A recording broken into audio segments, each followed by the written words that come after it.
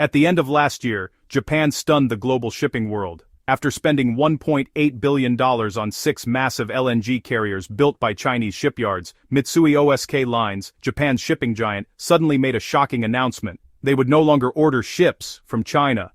A quiet business decision on the surface, but behind it lies a powerful U.S. policy reshaping the world's maritime order.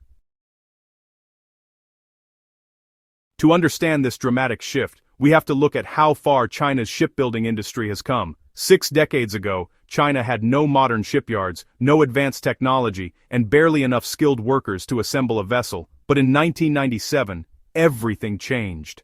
China spent $5 million to acquire advanced LNG ship technology from France. 2 decades later, in 2018, China launched its first domestically produced LNG carrier, a milestone that marked its official rise as a shipbuilding superpower. By 2010, China had already surpassed Japan and South Korea in shipbuilding completion, new orders, and total backlog, becoming the world's #1. And by 2024, China broke yet another record, holding 71% of global shipbuilding orders, more than the rest of the world combined. In the same year, Denmark placed an $8 billion order for 40 dual-fuel container ships in China.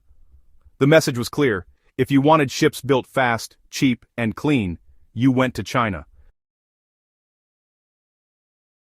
But in Washington, this rapid rise set off alarm bells. When Donald Trump returned to power, he launched a new wave of economic nationalism targeting sectors where America had long lost dominance, and shipbuilding was one of them. On April 17, the U.S. government introduced a new measure, a port search charge, a special fee for any shipping company using Chinese-built ships when docking at American ports. The policy is brutal in its simplicity. If your ship was built in China, you pay extra fees, up to $1.5 million per docking. If your ship was built in the US or a friendly country like South Korea, you get discounts or full exemptions. The intention was unmistakable: punish dependence on China and reward loyalty to America and its allies. This was the first time in modern history that the US directly linked trade access to the origin of ship construction, and the ripple effects were immediate. In May, Japan's Mitsui O.S.K. Lines, one of the largest shipping companies in the world, publicly declared it would suspend all future orders from Chinese shipyards. The company had previously planned to build nearly 90 LNG-fueled ships in China by 2030. Now, that plan is gone. Why does this decision matter so much? Well, it's because Japan's shipbuilding choices have never really been just about business. They're deeply political, reflecting Tokyo's alignment with Washington's global strategy. Trump's new policy isn't just an economic move. It's not denied, it's a geopolitical weapon. By taxing Chinese-built ships, the United States hopes to, first, revive its own declining shipyards, and second, weaken China's dominance over global maritime supply chains. But can America really rebuild its shipbuilding power this way? Let's look at the numbers.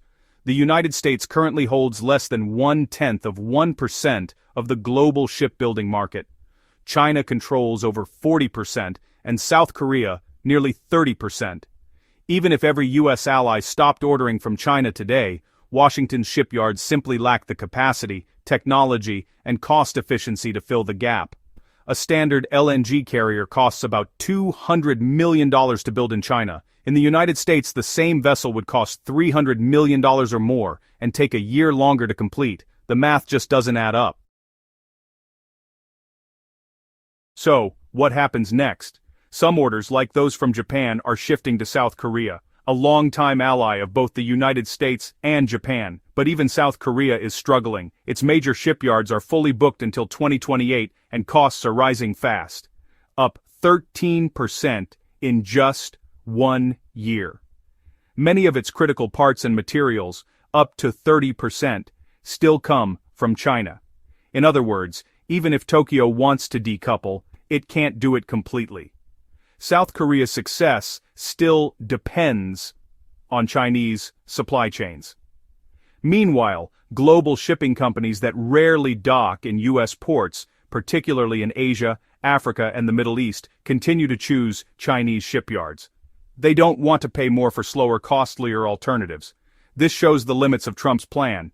The United States can pressure its allies, but it cannot easily reverse decades of industrial dominance that China has built through efficiency, scale, and infrastructure.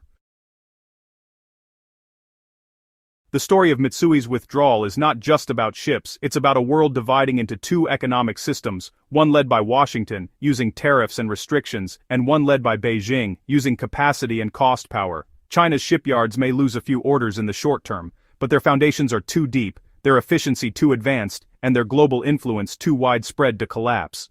The port search charge might slow China's expansion, but it also exposes a new truth.